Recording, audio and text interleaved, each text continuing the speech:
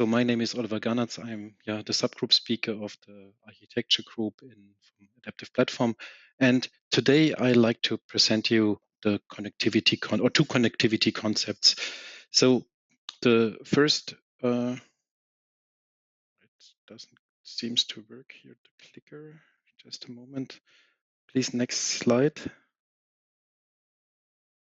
Yeah, two concepts. First is the V2X in AUTOSAR. It's a classic platform concept. And the second concept is SOVD, Service-Oriented Vehicle Diagnostics. It's a concept for the adaptive platform. So let's start with the V2X concept in AUTOSAR.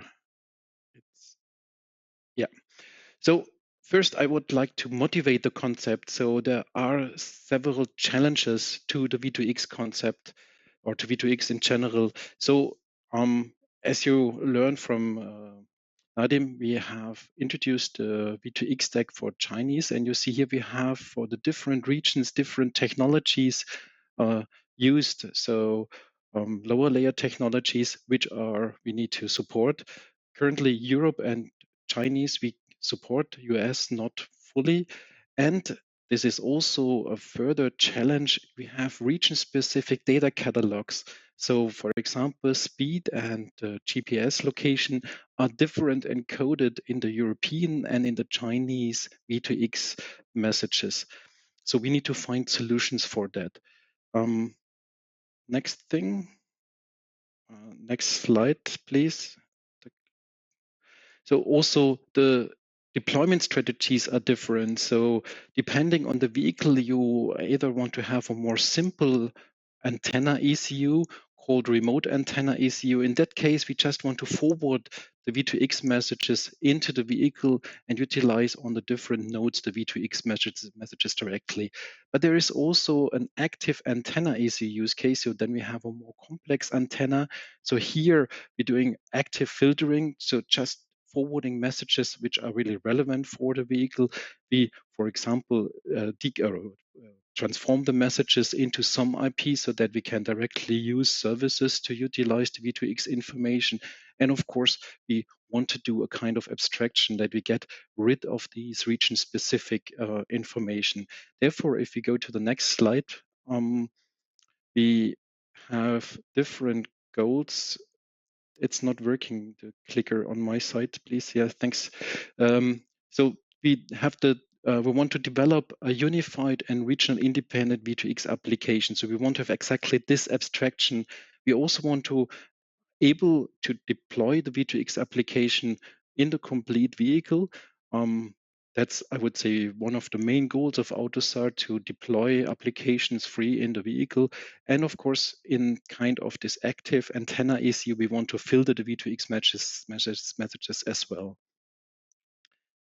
So next slide, please. So for the first one, when we want to forward raw V2X messages, we invented in this V2X concept a new protocol, because just to forward the content of the V2X message is not enough. If you really want to have a V2X stack in a sub node in the vehicle, we also need some parts of the antenna information, of the antenna signal, and so on. Therefore, this information needs to be added to the payload, and therefore we have this additional protocol. So next slide, please. So here, the second part is for this active antenna parts. We have the V2X data manager. This is a new module exactly to abstract the reception of V2X messages. So again, next slide, please.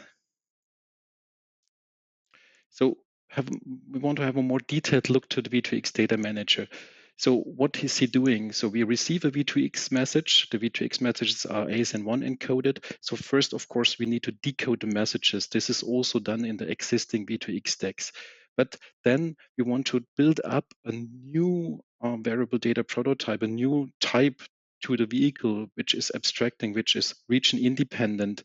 And therefore, we need to dispatch these signal informations to a new complex data type, and we also need to convert it.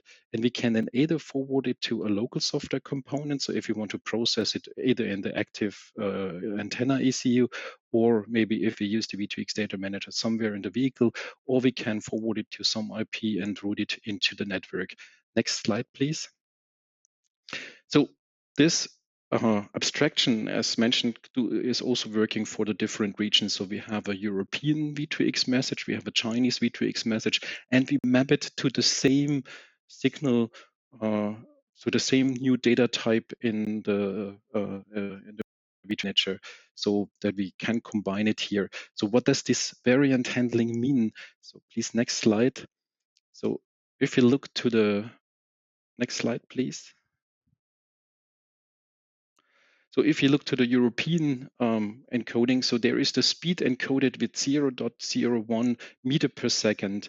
And next slide, if we look to the Chinese interpretation or definition, the speed signal is in 0.02 meter per second. So it's exactly, we want to have a single definition, for example, the European one, then we need to convert the Chinese information so that we have the same information from both regional stacks and can just utilize one unit information in the V2X application.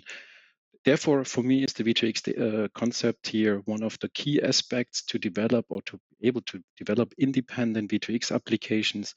Therefore, it's really worth to look to that concept. And it's also planned for the next release to work here for adaptive platform. Let's see what's the outcome for V2X and adaptive so that we can also have adaptive applications running. So please, next slide, because now we switch to the SOVD concept, service-oriented vehicle diagnostics. So diagnostics is usually UDS. So please, next slide. So UDS, we know the DCM in the classic platform one, we know the diagnostic manager in the adaptive platform implementing UDS, but SOVD is something new. So the HPC use cases are far beyond or getting bigger, getting additional requirements. Therefore, SOVD is more or less a modern API to access the diagnostic information, and of course to cover also this new additional HPC use cases. So ASAM also friendly new standardized this mid of this year, the version 0.1, and we are proud to present here also a first implementation in an AUTOSAR standard, so that we can at least hope that in the market soon first implementation of the SOVD protocol are available. So what is SOVD in detail? So of course, it's using state-of-the-art protocols like HTTP REST. The data is JSON encoded. We use OAuth 2.0 for authentication so that we are sure that we communicate with the right clients and do the right things. And we have also MDNS to cover the proximity use case, so to know if we are really in the workshop and if the tester is directly connected to the vehicle. And with all these REST topics and JSON, we have also the possibility with Open API to have a self-describing format. And the important information here is as well that we have the SOVD is a central entry point to the vehicle. So it's abstracting the whole vehicle. We don't need to scan through the different ECUs in the vehicle. We have really here, kind of edge entry to the vehicle. Next slide, please. And so the architecture, as to the fact that we have here a quite high overlap with UDS. So we still want to retrieve DDCs. We still want to read data identifiers or data. We want to update data. We want to do remote procedures calls. So here we have a high overlap. Therefore, the idea was to add the SOVD protocol also to the RDiag, to the diagnostic manager module, so that we can utilize the same interfaces to the application with the SOVD. The architecture here foresees a gateway as the edge node, so it either can be accessed remote or via the proximity use case. We have also, according to the ASAM standard, an SOVD to UDS translation. So here it's always this legacy translation to UDS, so that also the existing UDS ECUs, typical, the classic platform ECUs, can be also integrated into this SOVD REST trees so that we can also access these UDS ECUs. Next slide, please. So what we have done in the AUDESAR consortium, we have first, I think that's the important document, an EXP SVD written. So it's exactly describing all these overview of reference architecture, how is SOVD aggregated and distributed, could be distributed in the vehicle, how the different technologies are. We have then also enhanced the SWS diagnostics. Of course, some new interfaces was added, for example, for the proximity challenges, and also the manifest needs to be extended. So there we still use the diagnostic extract as a basis, but of course some slightly additions we needed to do for the SOVD, for the REST cases, REST use case, and so on. But in general, you can use the same methodology from tooling perspective as for UDS. Next slide, please. So so the diagnostic manager can act as a native SOVD server. We also, from the use cases supports up to now, which matches to existing UDS use cases.